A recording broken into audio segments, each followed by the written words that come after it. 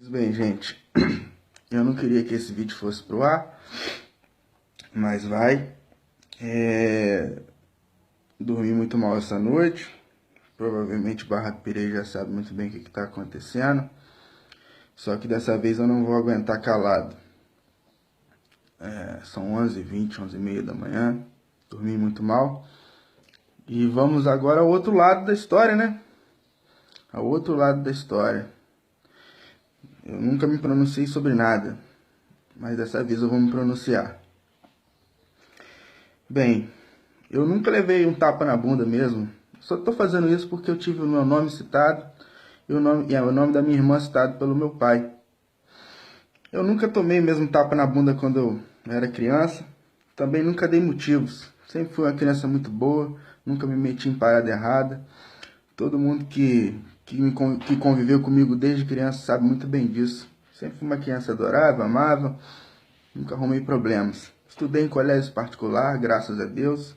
Tive a oportunidade de estudar num dos melhores colégios de Barra do Piraí e também nunca dei problemas, né? Sempre cumpri com as minhas obrigações, passei sem repetir de ano sempre. Mesmo se eu tivesse repetido, isso é coisa normal, que acontece. Mas sempre tentei cumprir com as minhas obrigações desde quando eu era criança. Eu tive um grande problema, sempre fui muito acomodado. E, enfim, essa acomodação me atrapalhou no sentido de emprego. Mas isso eu vou chegar lá. Quando criança eu nunca tive problema, mas assim que fiquei adolescente, que eu virei adolescente, comecei a ter opinião e comecei a ter algumas desavenças, discussões com o meu pai. Discussões normais, resolvidas dentro de casa, até o dia que eu vi que a coisa começou a se tornar séria.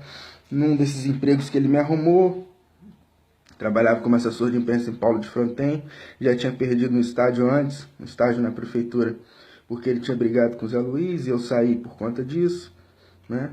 Num desses empregos que ele me arrumou, eu recebi uma proposta para trabalhar em outro lugar. E contei para ele, eu estava no banco com ele, e ele disse que eu não iria porque não agradava ele. E eu disse que eu iria sim. Aí ele disse para mim que se eu fosse eu nunca mais iria ver minha mãe e a minha irmã. Pois bem, aquele foi o primeiro dia que eu vi que era difícil contar com ele. Alguns meses depois, eu e ele acordamos cedo, de mau humor, e ele brigou comigo por causa de um chuveiro queimado, sendo que não fui eu que queimei o chuveiro, foi a minha irmã. Mas eu, como irmão mais velho, fui lá, ele me chamou de mentiroso, eu disse que eu era tudo na vida menos mentiroso. E ele foi pra cima de mim, eu fui pra cima dele, ele correu para pegar a arma dele, para me ameaçar. Nisso eu saí de cueca pela rua, minha mãe jogou uma bermuda, jogou uma chave, e a partir daí eu saí de casa, dia 3 de agosto de 2011, porque por conta de um chuveiro queimado, segundo ele, por vários chuveiros queimados. Tudo bem, no mesmo dia eu já tinha calça, já tinha camisa, tinha que trabalhar, tinha que estudar, ele me ameaçou tirar do meu emprego. O prefeito de Paulo de Fronten disse para mim que ele não ia me tirar do emprego, graças a Deus, um emprego que eu queria sair antes. E graças a Deus eu tenho muito amigo que me ajudou muito nessa caminhada.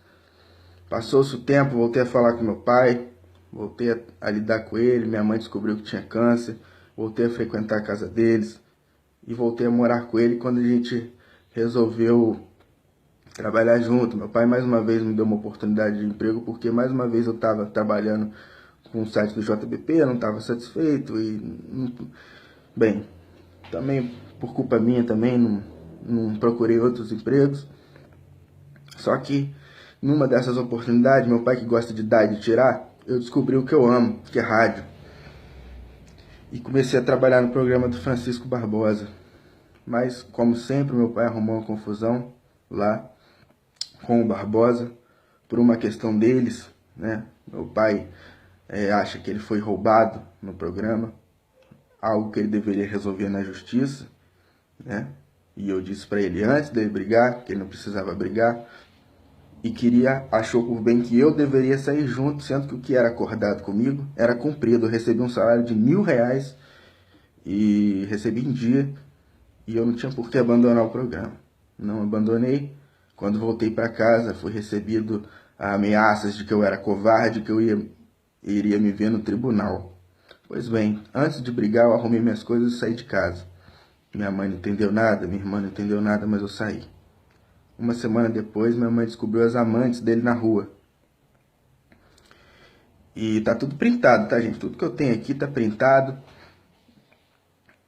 E a partir daí, ela tentou, pediu a separação do meu pai, chegou a pedir. No dia da briga que ela pediu, meu pai ameaçou ela. E eu liguei para minha mãe, Isabela me avisou tudo o que aconteceu. Eu falei, você quer se separar? Ela disse que queria. Eu falei, tudo bem, eu te ajudo. E tirei minha mãe de lá, levamos a minha mãe na delegacia, fizemos o registro de ocorrência. Minha mãe achou por bem,